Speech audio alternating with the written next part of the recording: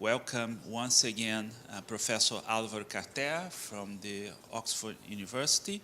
And Professor Cartea is going to continue his mini course telling us about commodities. So Alvaro, thank you very much. Thank you, George. Okay, well, thanks again for coming back. So let me, as I said, one of the reasons I like to show what we did back then is so I can flag things that at the time was immediately obvious you could do them better, and in fact people did it better immediately after or contemporaneously. So one of the things I was discussing before leaving was that really I should have had two factors, one driving kind of an OU type process with a different mean reversion speed for the jump component and one for the sort of diffusive component. But well, never mind. We make a few simplifying assumptions about the jumps, so we have a fewer parameter to calibrate to the data because, again, whenever I do something, I always ask myself, what do I want to do at the end of this, right? So if you want to write down a model where there's applications and you want to calibrate it to data, then things are different, right? Because calibrating this sort of stuff or estimating the parameters is not straightforward, right? Because you have this, and you cannot disentangle jumps from diffusion, although many years after this paper, there's a paper by Per Micklund and a student of his at Chicago, where they give you a way in which you can disentangle jumps, Poisson jumps from diffusion, right? So that was quite, but that came like 10 years after we wrote this. Here we do a very sort of simple filtering and say anything that is 2 standard deviations out has to be a jump, and so on. But well, whichever way, there's also what I always bear in mind, and that's my view, it might, people might differ on that, is the moment you write down a model, you are conceding that you were wrong, right? There's no such thing as the right model. So if there's so much model risk anyway, by that I mean that you got it wrong from the start, well, it doesn't really matter to, on top of wrong, get something a little bit wrong again, right? In the sense that, it might be that when you calibrate all this stuff, you don't get it 100% right, but you cannot really sort of shoot yourself because you cannot do it perfectly. So, there's many ways in which you can go ahead and estimate some of these parameters. I can write the SDE in many ways. So there's a couple of more things I want to say before I move on to the next 2 lectures. Well, again, if I wanted to price a forward, I look at a risk-adjusted process, and that is my lambda that appears. So I just say, okay, under the risk-neutral measure, I just say there's some sort of market price of risk. And again, it's a super simplifying assumption. It might not be the right thing. And I price a point delivery forward, again, making the assumption, which is, okay, today I'm going to get spot, power delivered at time big T. Well, that is a point delivery. If I wanted to really price the forward properly, you can do it with this, right? So I can say, really, the forward should be, okay, where T2 is greater than T1. So at time, so really I'm saying at time t, I agree on delivering electricity over a period, okay, and that specifies the time of the day and so on, and I can use that formula and do the sum, okay, running, for each spot delivery. So, so you can do that, so it's not too bad to just assume point delivery, then you can sort of do many points in time. The one thing I do want to highlight, which is something as soon, we knew this the moment we wrote the paper. It's not that we just realized later on. Is, well, again, which I've already said this, but I want to stress it. If I write a spot model and calculate the forward price, even for point delivery, or if I want to do the whole delivery period, I do all of the points. This is what I get, right? Well, that is a spot. I do my calculation under Q. I should have had a Q there. And this is what I get, and I can write it all in closed form, right? Which at the time was nice, We love this closed form thing, right? Because it allows you to say things.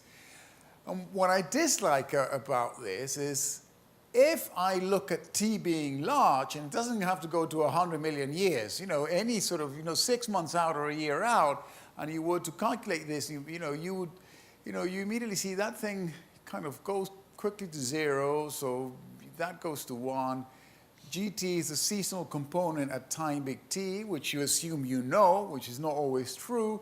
And then you also kill this term. What survives is just the market price of risk.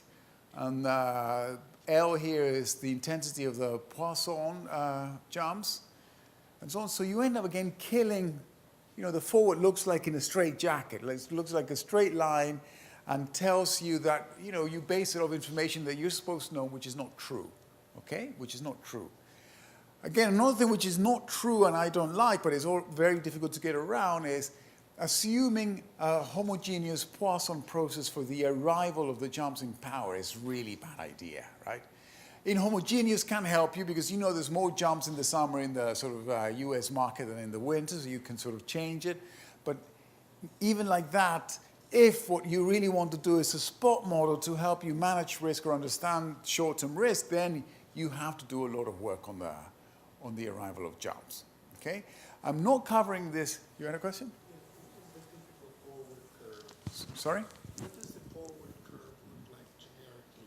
Well, it looks, well, it might look backward, okay. So that's, okay, let me then answer this problem. Let me take a few times, because I spent a lot of time looking at this. So there's two things which I think are important. Imagine that's today, and you ask yourself, one thing is the shape. Okay, that could be backward data or not, but it could, be seasonal. So, and there's two important things which I'm not covering, but I think are fascinating. So, imagine that's today. This is the 1st of Jan of any year, and that is again, let's have 1, 2, 3, and that's again the 1st of Jan the following year, right? Plus 1 year. So you have that. So you can get forward contracts. There's a lot of different forward contracts you can get, right? So let me also say something here which is super important. There's a lot of over-the-counter trading in power markets. So watch out. When anybody gives you data, don't sort of run and get super excited that you can do all of this sort of prediction and so on, because there's a lot of over-the-counter trading, and those prices are difficult to get. You might get, at least in the UK, some companies that gather over-the-counter transactions to give you an idea of what the price is being transacted at, but that really is, you have to take them with a pinch of salt. So there's a lot of noise around that. Then you have all of the futures contracts which are financially settled, which of course are correlated, so it's just a word of warning, right? Whatever you always get here in that's not really the price at which people are doing all of these things. But, so you might have something like this. So let's say, this is winter, right? In the UK, winter. And you might get something like this. You might get something like this, and you might get something like this, right? You might get something like that. Okay, you might get this, seasonal thing, but there's two, more important than this, perhaps, is to ask yourself, that is what the forward is being traded at, and the expected spot at each of these times, where is it sitting? That is a super important question. And again, when we started working on this, we had some preconceived idea. We didn't think that prices would become negative. And when we had them in the data, we thought it was a bogus, so we deleted the thing until I called this friend and said, no, of course, electricity prices can become negative. Oh, God, let's put them back in, and so on. The important thing, which tells you a lot about how this market works and also tells you a lot about the number of players actually behind demand and supply, is that it could well be that this is trading, that the expected spot is somewhere around here. And this, let's say the expected spot is around, just to give you an idea, $20.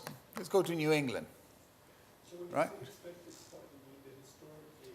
Yes, okay, okay, thanks for that, because people, so imagine I ask myself today, what is the expected spot at sometime in the future? So I'm here, and I ask myself, what is the expected spot, okay? but with information here, right? So thanks for that. So all I'm saying is, what is the forward trading at compared to the expected spot? So in the US, well, this is a UK what I drew, you can have a forward premium. This is not whether backward dated or not, it's a different thing. Is if I take the difference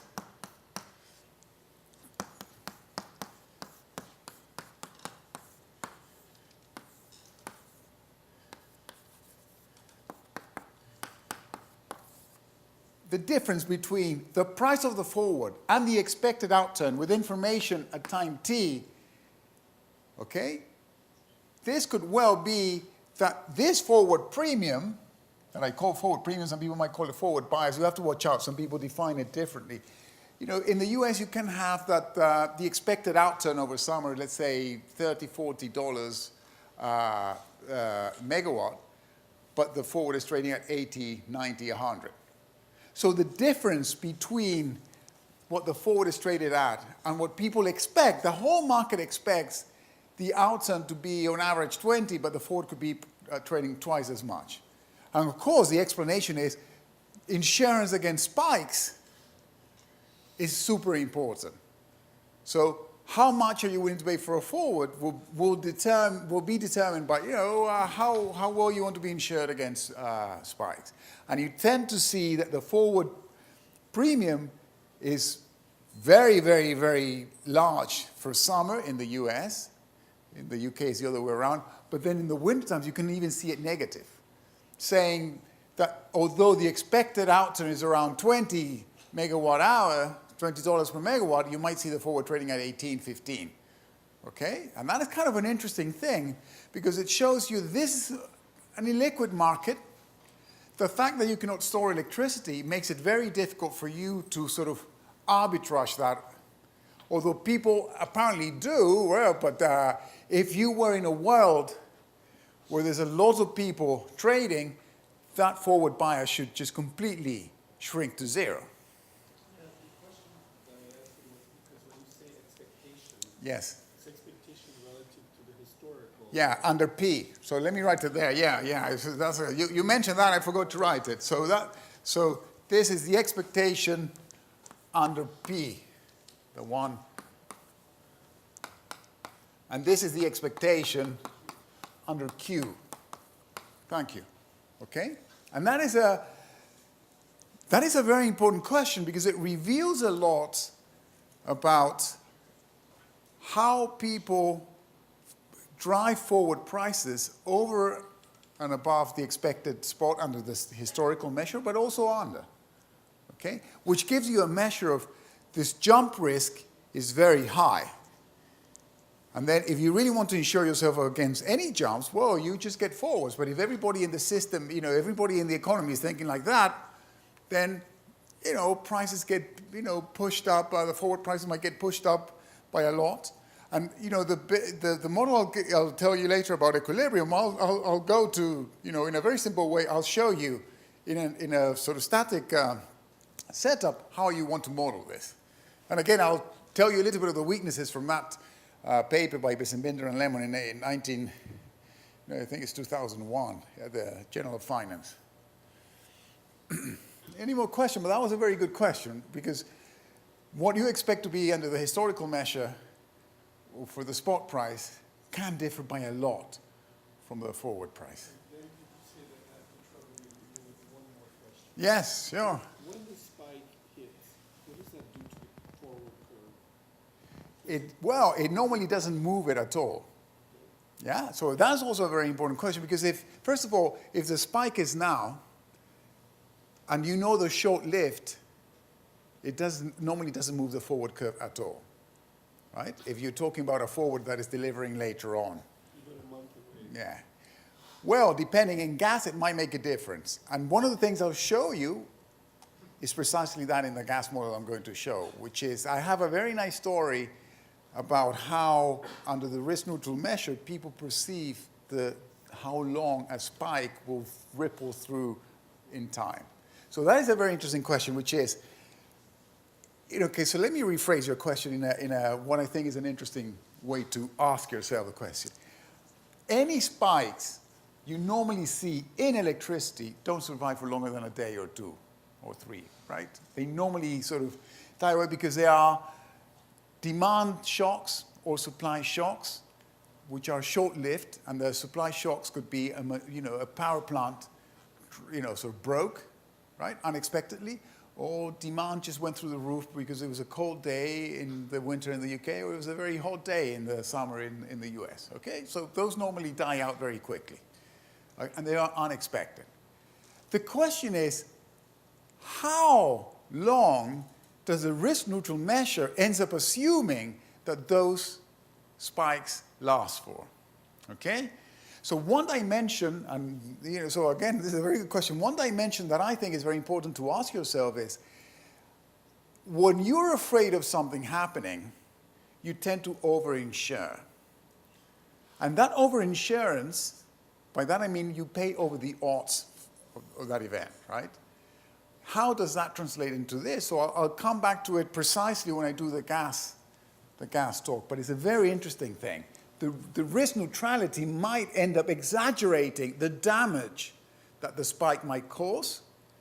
So you will over-insure. That means that you will bid the forward price far up, a lot further than otherwise you would have done, because you are really worried. You don't want to be caught out buying a lot of electricity here. I think in the California crisis, a lot of companies went bankrupt because they had to go, currently I hadn't taught this for a long time, but in my good young days, I knew exactly the companies, and you can search for it. California had this sort of massive drought, I think, and then prices went through the roof, and a lot of retailers were caught paying thousands per megawatt, but households were, kept on switching the AC on and so on, and they went bankrupt, right? But I'll come back to that question again. Well, I'm coming to it now, in fact, because in this paper, I know George told me not to rush, but I do want to give you the Besson-Binder paper. But so I want to talk a little bit about gas. I'm going to switch gears in terms of the modeling. Gas can still jump, but not as much. But what I like about this paper, I'll skip the part of that would go with the title of the conference, options in Rio. This thing ends up pricing an interruptible contract, right? Which is kind of a swing contract, but I will leave that out. So imagine I say, oh, okay, I'm happy looking at power, let's do gas. You have exactly the same sort of thing, okay? So I'm going to tell you a little bit about contango backwardation, but briefly I'll just show you pictures. They're a bit dated, but they kind of, these days you see the same thing. I'll link some of the sort of story behind the model to storage and convenience yield. And this is a nice thing, which is I'll break down the model as a long-term and short-term. And this is not my model. Schwartz and Smith wrote a model where they depart from convenience yield and do short-term and long-term shocks, which I think is more appropriate for what we do. I will skip a little bit of, I think I'll skip that. So again, this is day-ahead data, kind of dated. Okay, and it's gone down by a lot. But you do see the seasonal pattern again. You do see the jumps. Yeah, and this is winter. It gets very expensive, but the difference between this one and power is that you can store it, right? But of course, storage is of limited capacity, right? You can't really store all the gas you want. There is a limit. I'm not going to discuss this, but if you want to do a storage problem properly, there's a few things you need to bear in mind. Now, first of all, storage is fixed. Then the amount of gas you can put in and take out, the speed at which you can do this will vary. So normally it's easier to put gas in than to take it out, but the speed at which you can do this depends on how full the storage is. These are called the ratchets.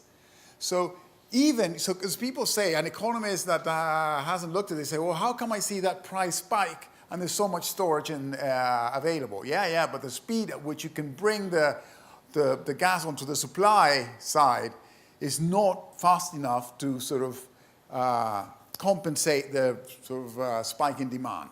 Okay, so these are all very important things that one has to take in mind. Bear in mind. So in here I look at that. I can fit some seasonal pattern. I'm going to skip that. And here's shapes of forward market, gas forward market for seasons, right? And I didn't draw more because they look the same, right? So you can see that. Sorry? Would that be the same as the natural gas futures? Well, yeah, similar, right? These are physically settled, right? But they'll be similar.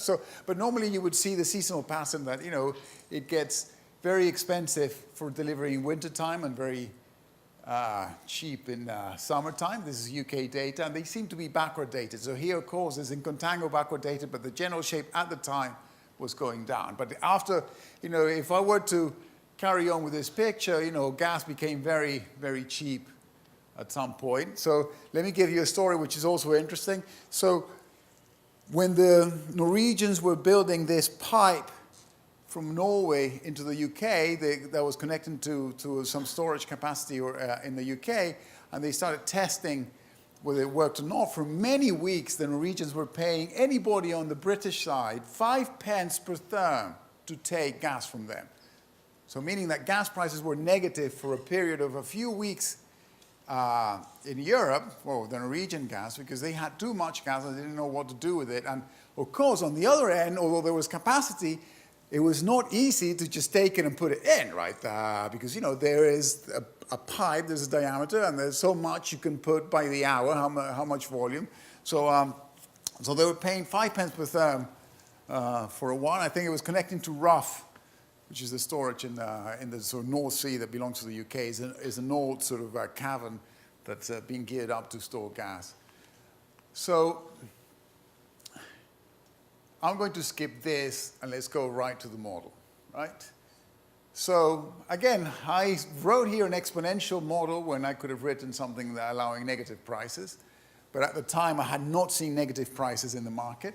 So let's spend a little bit of time understanding what are we doing here. So I'm thinking that spot gas, but there's no such thing as spot gas. Again, it's a day-ahead market, what I showed you before. So, you do a transaction today and gas gets delivered tomorrow. Of course, you have contracts which deliver over a season or over an entire year. Okay, again, the further out you go, the less liquid they are. So this is what I call the short-term shocks and the long-term shocks. So I'm thinking of the log of the spot, the day ahead in the gas market, as some seasonal trend plus two shocks, one that is a diffusion that reverts back to zero at that exponential speed kappa. And I like this one because really what I wanted, because I was never happy with the seasonal, no one can tell me what the seasonal component is further out. I might have an idea of what the seasonal component is for gas prices into the future with a little bit of noise. Okay? So really, I see these two as bunched up. You have an idea of what the seasonal component is doing, but you're allowing for some noise around it. Note that that top one mean reverts to zero, but this is just an arithmetic Brownian motion that may drift, up or down, depending on the time. I'm keeping these fixed, but they may also be seasonal. But for simplicity, we can work with that. Then, again, these two are correlated. And one can already speculate as to what sign the correlation between these two would be, right? Which would address a little bit of your question, which is, if I see prices spiking today, will forward contracts into the future react to this? Well, maybe not, right? Not as much. So you would expect these to be negatively correlated. But, I'm going to address your question later more finely when I go to the risk-neutral measure in a different way, not through the correlation between the two. The important thing about this is, again, that speed of mean reversion I'm quite interested in because it tells me under the physical measure.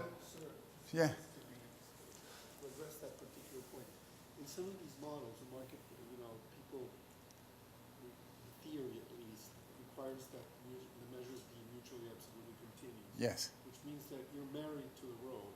Yes. So, you're married, you get it with You're not going to change that, but I'm going to change that.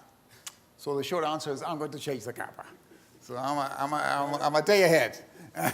No, but it's a good point, right? So what he's saying is that, under the change of measure, I'm not going to touch rho. That's why I said I will address your question later on when I look at kappa. And that's why I'm now selling this in a very subtle way, saying bear that this is under the physical measure. Short-term shocks will be killed by an exponential speed given by this kappa component there, right? But later on when I do pricing, I'm going to return to the model and say, well, let's observe something. And that's, that I want to do before I move on to Besser-Binder and Lemon. So I'm going to skip that. Okay, so again, I say, let's do very simple. I didn't normalize this by the vol, but let's say under the risk-adjusted measure, I just have a market price of risk. And, this is under, someone can say, well, really, this is not the, but for now, let's take it that that's the way to do it. And of course, these will have the same correlation rho. And this is a way to introduce a notion which I kind of like, and I've tried to do a lot of research. I wrote a paper for 3 years, and I never even put it out on the public domain because we could never finish it. So this is the market price of risk for short-term deviations, for long-term. But this is the crucial thing I wanted to talk about. There's nothing stopping me from writing the market price of short-term risk as some sort of alpha, some constant, plus another constant beta, and write it like that. So what is it that I'm doing here? So let me, I could have started here and put this aside, right? So some people may have not thought about this, but it's, for those of you who have done equity for a while, you'll see what I mean. So imagine I have an equity model, right? Whatever I want, with jumps, stochastic vol, whatever you want. And you can at least write the density or the PDF for stock movements under the historical measure, right? Because you see the evolution of the stock. But then you ask yourself, what is the risk-neutral measure here? Well, you can go to options if it's very liquid, and you can back out from the options the risk-neutral distribution. And normally, if you put one on top of the other, more often than not, this is what happens. Under the risk-neutral distribution, you seem to be taking mass out of the right tail under the historical measure and putting it on the left tail. So let me just draw. I'm not very good at drawing, but imagine you draw the PDF under the risk-neutral measure for the increments of the returns. Looks something like this. Okay, that's under P. Okay, for a given, so for some given increments. So let me do this pink one. If you use option prices to back out the risk-neutral distribution, the measure Q, you might end up doing something like this. Let me, so just to be a little bit more dramatic, you might end up something like that. Right? I just want to focus here. This is not a good color. I want to focus. Sorry? The risk is to the downside. Well, when you are looking at equity and you look at the risk-neutral distribution, one of the things you do see is that you take mass away from P, the good events. When you're long equity, what do you like? Prices to go up. If you're a risk-averse guy, so you can think about the Q measure as risk aversion, right? So risk-averse guys, in equilibrium, you end up pricing under the Q measure, and it so happens that mass from the good events gets pushed into the bad events when you do the pricing. Let me give you another example. If you want to insure your house against the house burning down, it might be the probability of burning down is 1 over 1,000, but you end up paying insurance if it's 1 over 100, just to give you an extreme case, right? So you exaggerate under the pricing measure the events you dislike. I don't want to say the bad or the, when you are an equity holder, what you dislike is price drops.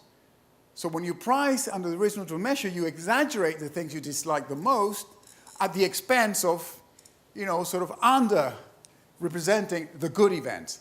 And that's what you would see. And you can, I think that, I'm not going to say it's model independent, but you can use different models, jump models, stochastic forward models, whatever you want for P.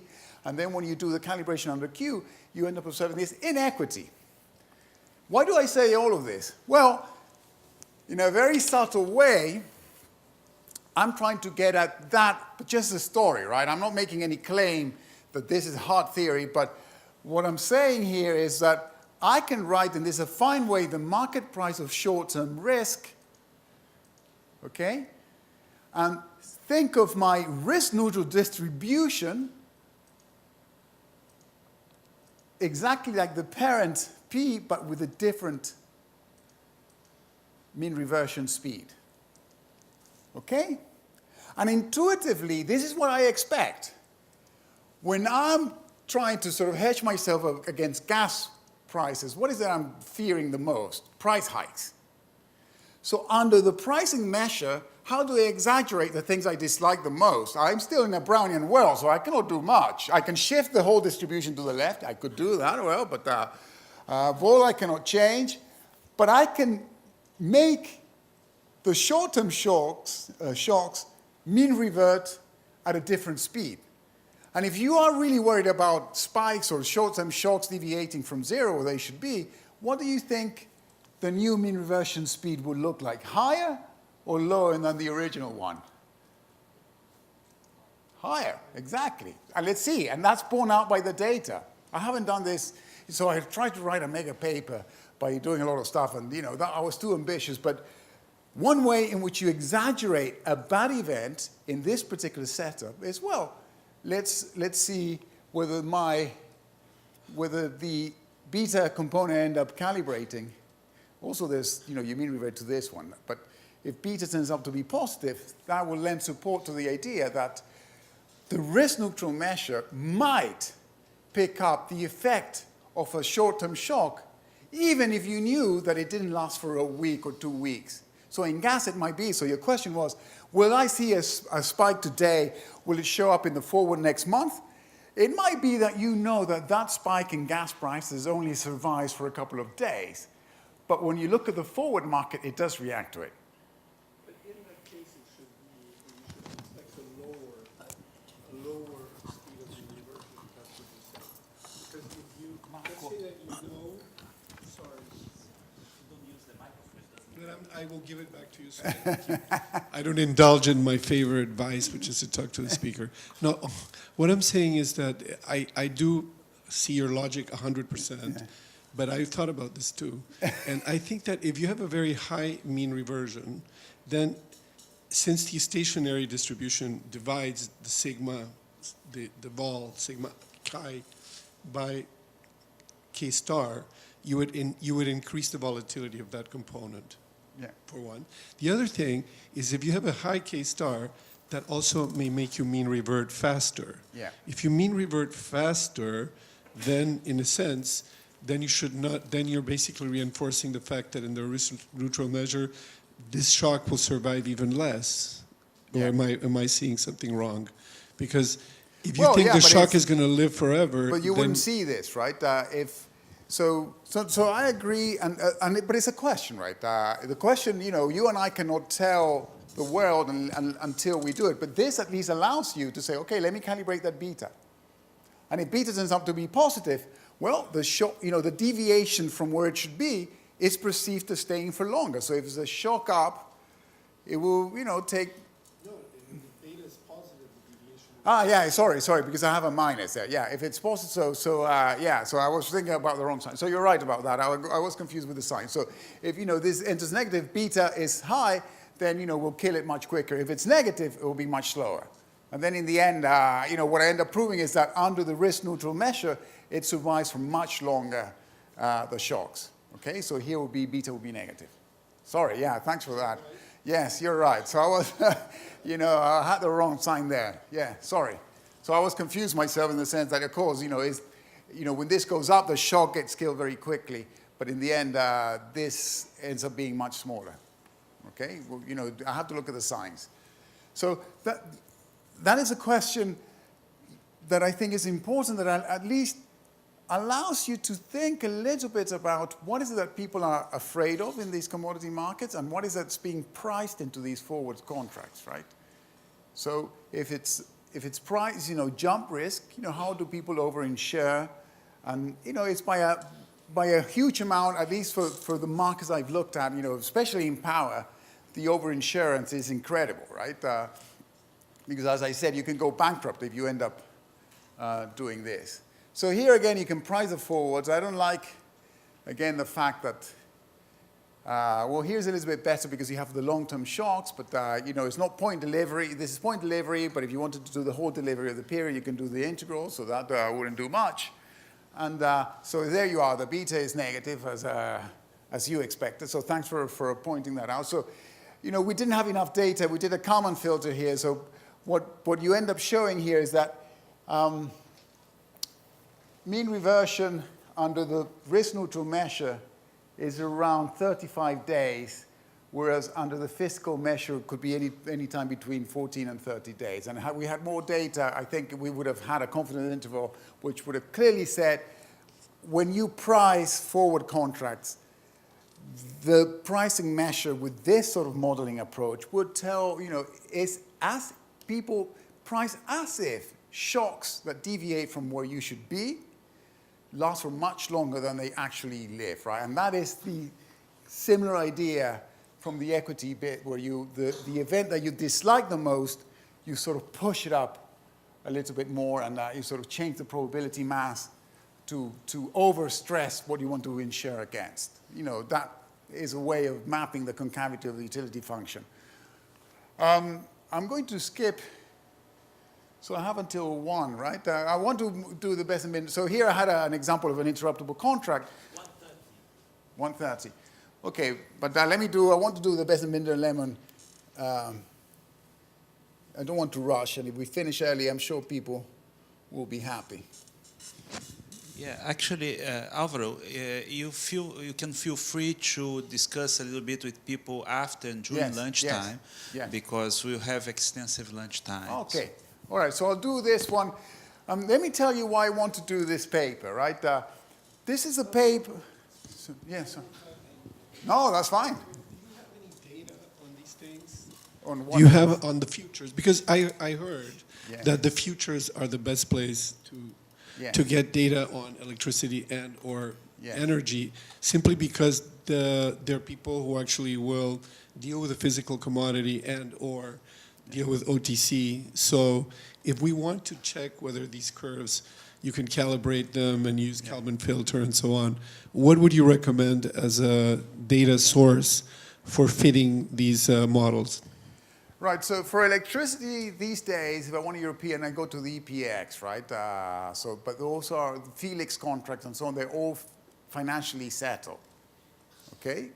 Which, if that's what you want to do, then it's financially settled. But that's in the price. It's financially settled so you can live. Yeah. I mean, since I don't have a power plant or a ship, I will have to be financially settled. I'm not Exxon, I'm Marco. Yeah. So I can't use I don't have a boat to store oil, gas, So the financially settled is the market. So that's what I use, right? But, whether that matches with what's going on over the counter. But over the counter is basically just people doing deals with boats and gas, but the price is the futures price. Well, let me tell you, around the reference price. Yeah, the reference. After that, you add the price of the boat, the captain, the port. In electricity, around, I haven't looked at this for a while, but a few years back, around 60 to 80% of forward contracts were over the counter. Okay? And what you see is... So you're saying no, the futures are not good? Well, in electricity in the UK, no. So there's a problem. You have to live with that. And let me just make it even worse. If you go to those who quote forward prices over the counter as estimates that Argus publishes from phoning different traders that are doing over-the-counter deals. So so long as that noise is not biased, then, well, you have to be happy with it. So in the end, whatever I have, I use, but it's, electricity, I would prefer futures in EPX, More gas. Yeah. Gas. The NBP, National Balancing Point, that's what I would use, which is what we used here. And it was given to us by BP, well, at the time it was British Petroleum, but yeah, I would trust those. But again, in the end, you don't trust anything, because this is what I was saying at the beginning. We did an interruptible contract, the standard interruptible contract that gets traded in the UK, which is a contract for gas that will give you delivery over a year, and you have up to 50 interruptions. And we even wrote the rules, did the whole, and the prices we got, then BP was very worried that, you know, those prices are not what things are being done at, right? So if you go to what Rough publishes that they are charging for storage, does not coincide. So, you know, it's a very opaque market. Let's put it that way. So it's always good to have a friend that will confirm whether that's true or not.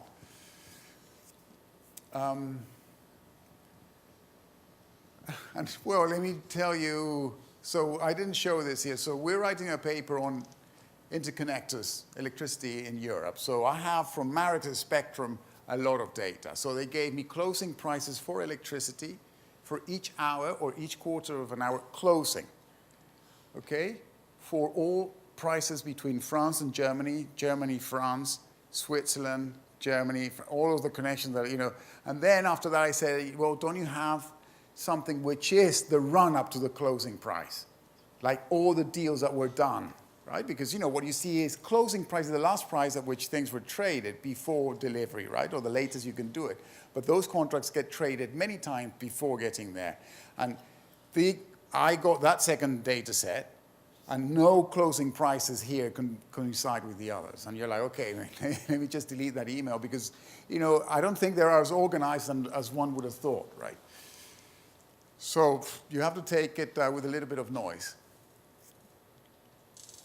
Okay, this is a completely different approach. It's one that economists like and prefer.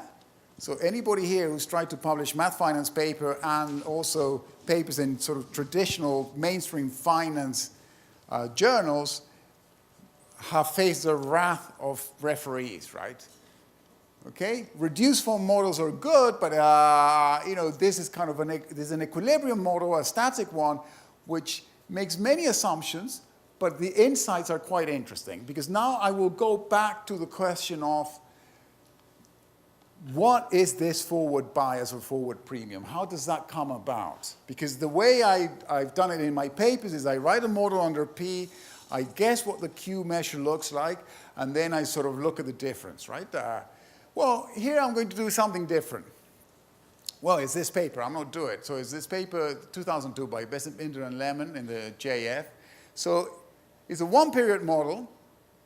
So let me give you in a nutshell what the model does. You know, so you have producers and you have retailers. Producers produce electricity. Retailers buy it from them and sell it at a fixed price to households. So it's that picture I showed at the beginning, right? Retailers sell fixed, buy floating, but of course they can engage into forward contracts. So producers can sell forward contracts to retailers who want to insure themselves against price spikes. One of the surprising things you will see is that, you know, it might be that producers, to hedge their revenue, might want to be buying forward contracts, which is kind of an odd conclusion. So I will assume, well, I'm going to say I, but it's a paper. So there's NP identical producers, so P will stand for producers.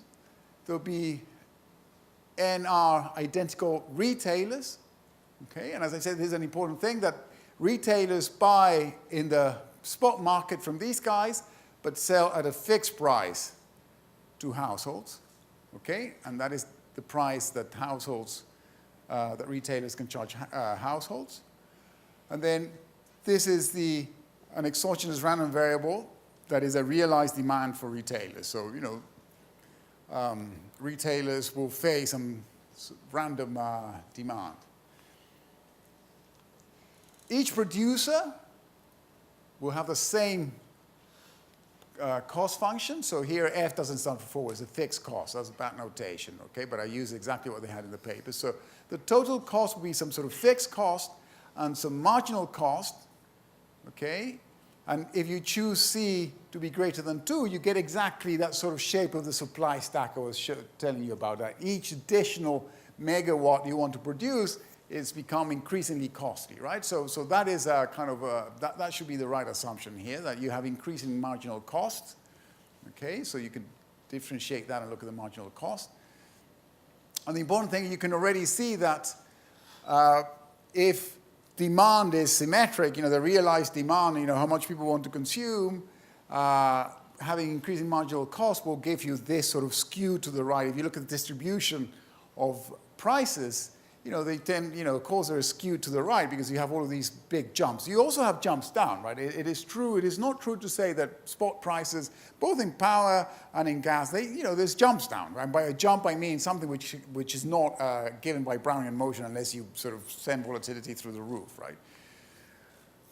So how do you solve this problem? It's a very simple problem. It's a two-date problem. So today we need to make decisions as to how much I want to contract forward, and then tomorrow we wake up, we trade the forwards, and I buy spots and sell it. But I don't know how much demand I'll be needing. So let's look at the ex-post profit of producer I, right? So if tomorrow I wake up and say, okay, what is my profit? Knowing everything, all states of the world are revealed. Well, I make money from selling spot electricity at the price PW, so there's the spot price. That is all of the forwards I had committed. Okay, so here you can see that if Q, this is the amount of forwards I committed at the previous date. Okay, it comes when that is positive, means that I sold electricity forward, minus the cost of producing these two things, right? Okay, so that is a total production that goes in there, so that gives me the total cost, so that is the addition of that and that. So that's everybody faces the same, so this is ex post. You might not get all the details of the model, but I'll point out the ones that are important and insightful. Each retailer ex post will face something similar. The retailer is selling fixed, okay? Also have some forward commitments, and of course this is the cost of the electricity the retailer has to pay for. So some of it, is bought in the spot market, and some of it is bought in the forward market. I still haven't, the point here is how much is the right thing to do in the forward market. So if I look at the producer's profit function, I can immediately do simple. It's very simple, compared to the other stuff. It's very simple. Static model, do a first order condition and tells me what is the optimal amount of electricity I should be producing in the spot market. And then comes what economists normally look for is, where's the equilibrium here, demand and supply, right? So in equilibrium, everything you produce has to be sold, and also all the forward contracts are in zero net supply. So all of the forward contracts, that are delivering electricity, well, on the other, you have to have someone on the other end. So this is all the production, so that is the total, every single retailer will be producing exactly the same. Okay, and then the retailers will be demanding, let's say, this amount of electricity. That will be in the spot market, and it will be in the forward market. Then you can crank out what the equilibrium wholesale price is. Okay, and the quantities that get sold in the spot market will be given by that. And now I'm going to, again, just tell you how you determine the optimal amount of forward contracts that are traded. And this is the interesting bit of the sort of equilibrium here. Okay, before I did it all exposed, now let's say, okay, what is the optimal amount of forwards I'll be trading in this market? So I'm going to write the profit function as if I didn't have forward for the producer and for the retailers.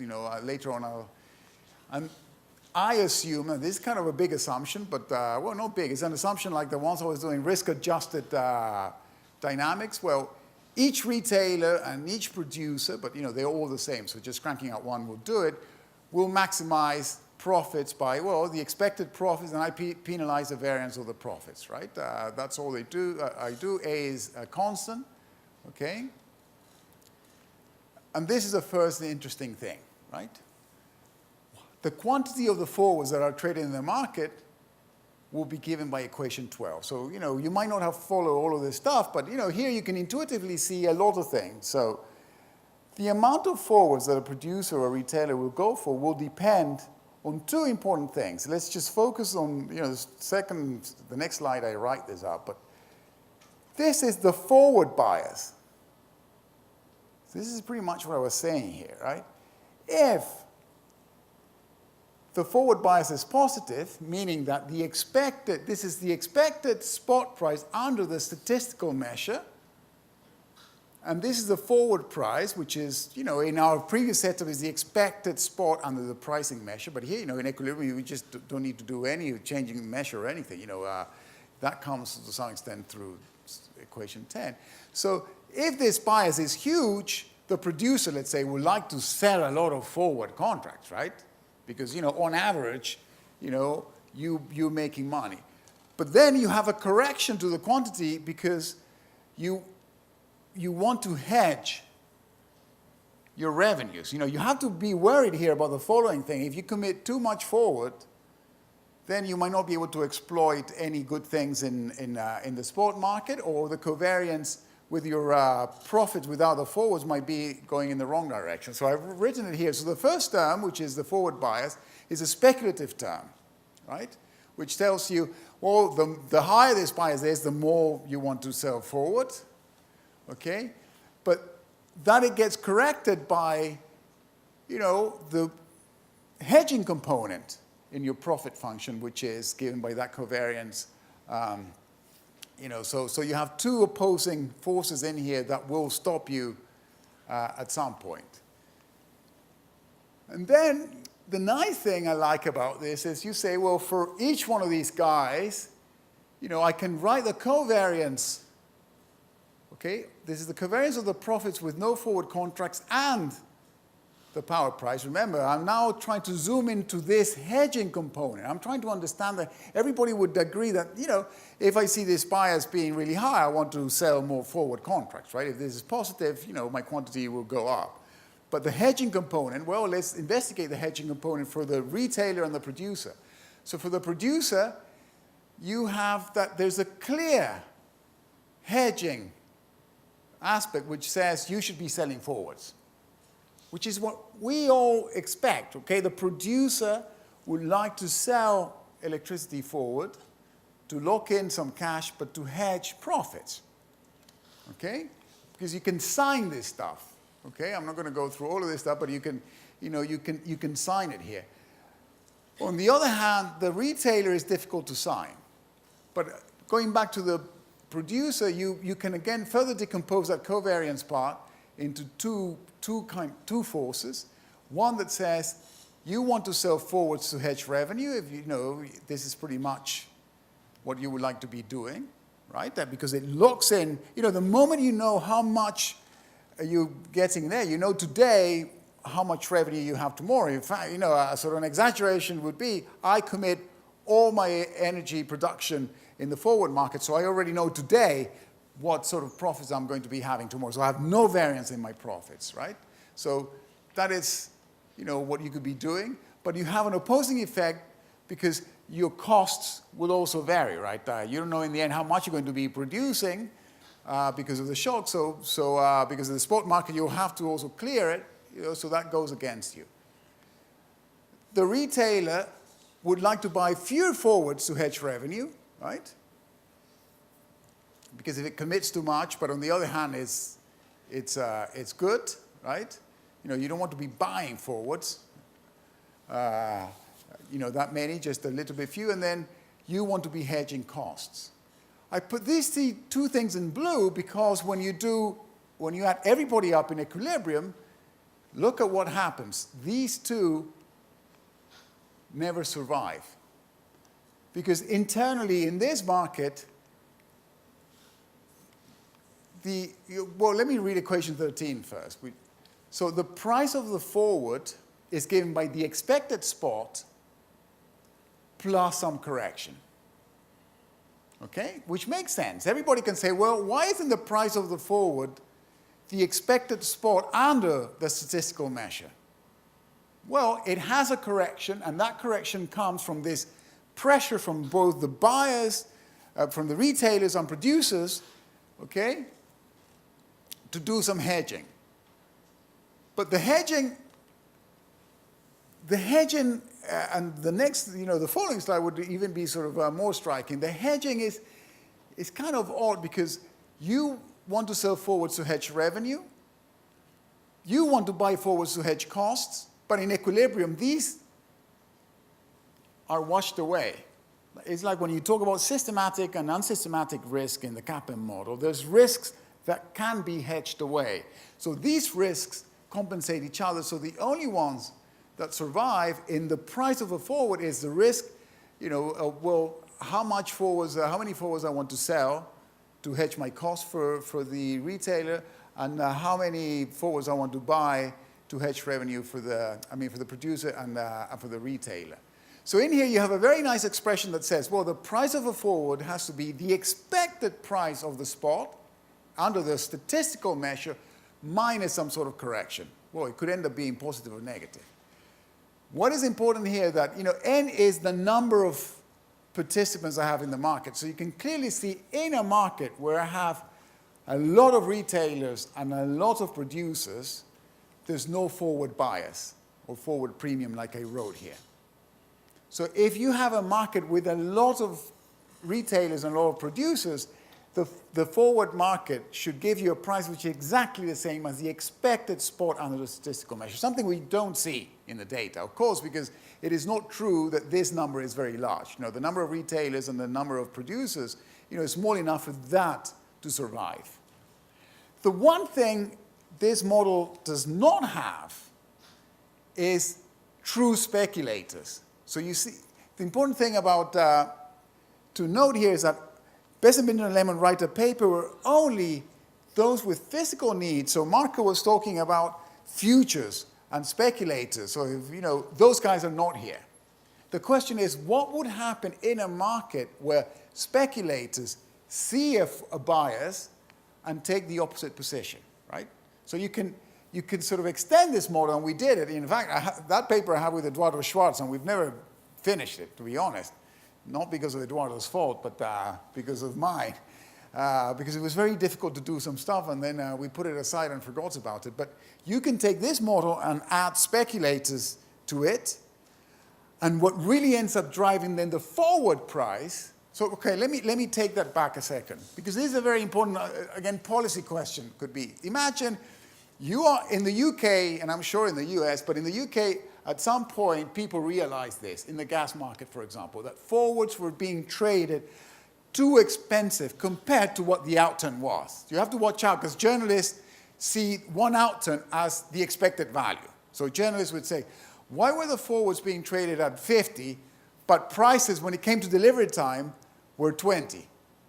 And then people would say, listen, there's an expectation there. But even like that, it sounded odd, because over and over again, you would see that the forward was trading very high compared to the outturn of the spot at that point in time.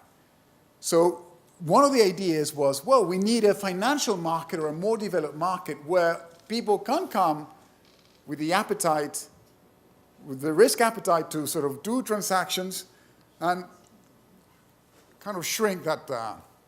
But the answer is not straightforward, because the moment you add speculators to this, speculators will invest and look at the covariance. Mark? Yeah, I think that this idea of speculators and non-speculators is very old Keynes, 1930s. Yeah, yes. I think there's no such thing. And, I remember going not too long ago to Hess, which is a big oil trader, and and the guy said the head trader, Marcos Lopez de Prado, invited me there, and I was talking about he says, look, the futures is pretty much in oil, the market.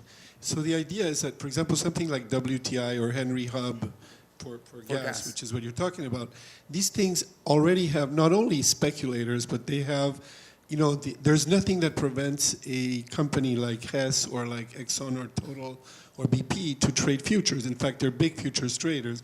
So this distinction between like people in their pajamas trading natural gas futures versus companies. I think that misleads me a lot.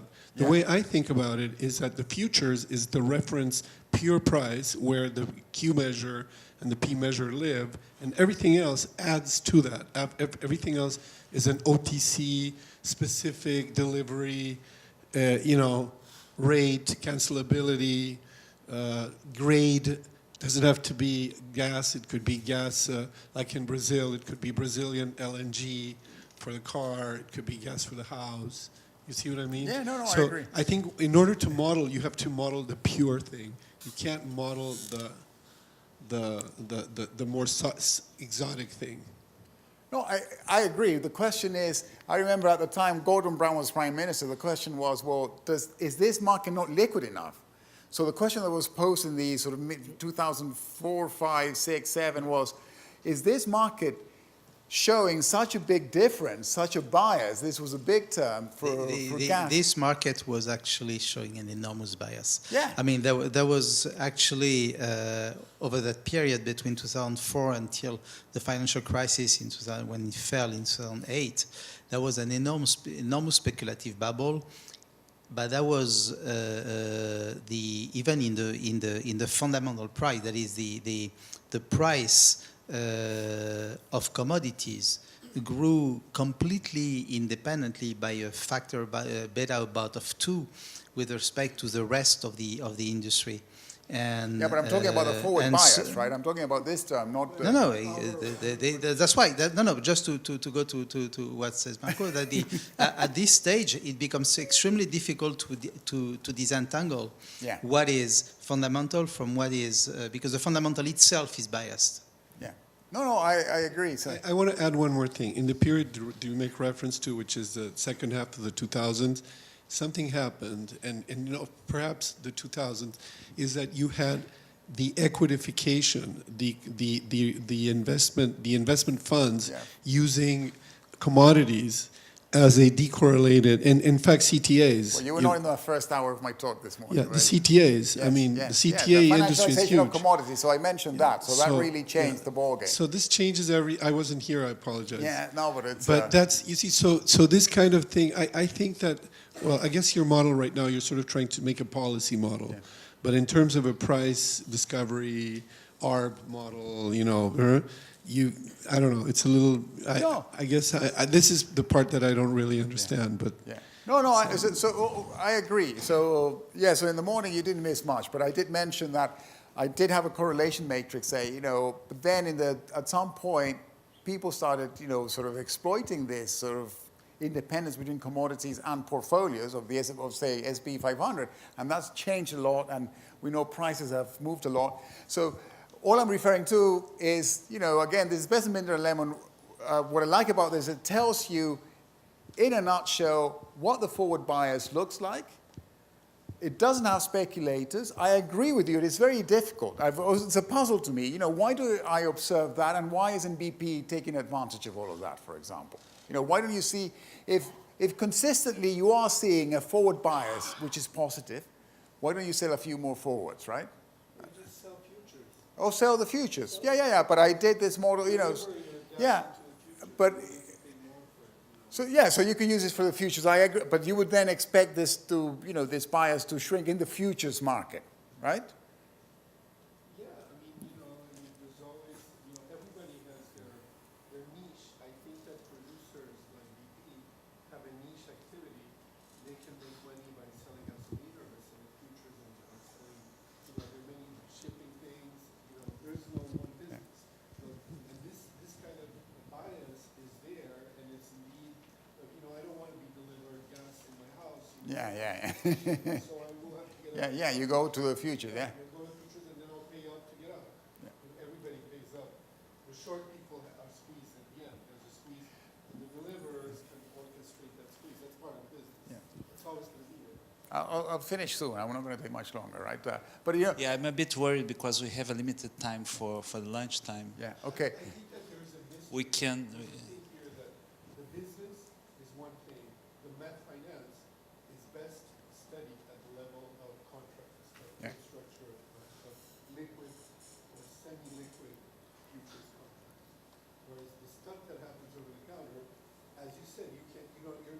sure that the I'm data not is even good. sure myself. Yeah. You're not sure that the data is good. So let me just finish with one slide here. You know, you can go, so let me just look at 14.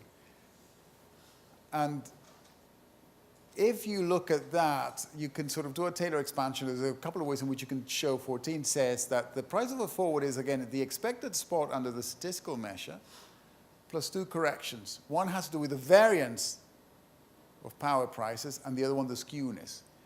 And this paper, what I like about this paper is that it makes a theoretical prediction that the variance in power prices will drive this forward bias down. And the skewness is what is being really priced in there, which is kind of an interesting thing that you can then go and try and show it, and of course you will never show it, okay? You will never show that that is negative, right? So there were some follow-up papers in the JF. I'm just saying, is it kind of, as all as this paper is, it has some sort of, well, I would not have believed, hadn't I seen this result, that the more the variance in power prices, the closer is the forward to the expected spot. And the only thing that's pricing, you know, that's making this gap open up might be the skewness. This one is, you know, you don't know the sign of this thing, so you would have to go and do it. But clearly the variance is what, you know, which is odd. I find it really I find it really odd, but, you know, that's the nice thing about something which is kind of a, you know, but it's a static model, you know, but has some sort of interesting things one can do. But I'll stop there. Okay. Well, this was a very, very nice mini course, and I